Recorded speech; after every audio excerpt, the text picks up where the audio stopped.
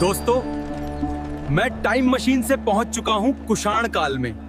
ये कोई कहानी नहीं, ये जिंदा इतिहास है। कुषाण वंश आया युएजी जाति से, जो मध्य एशिया से भारत तक पहुंची।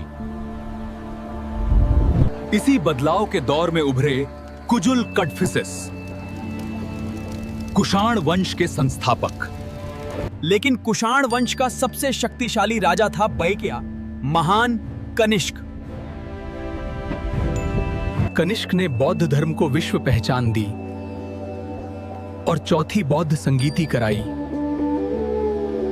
रेशम मार्ग, सोने के सिक्के और विदेशी व्यापार, कुषाण साम्राज्य एशिया की धड़कन बन चुका है। कला, सिक्के और शहरों की रौनक, ये था कुषाणों का असली स्वर्ण युग।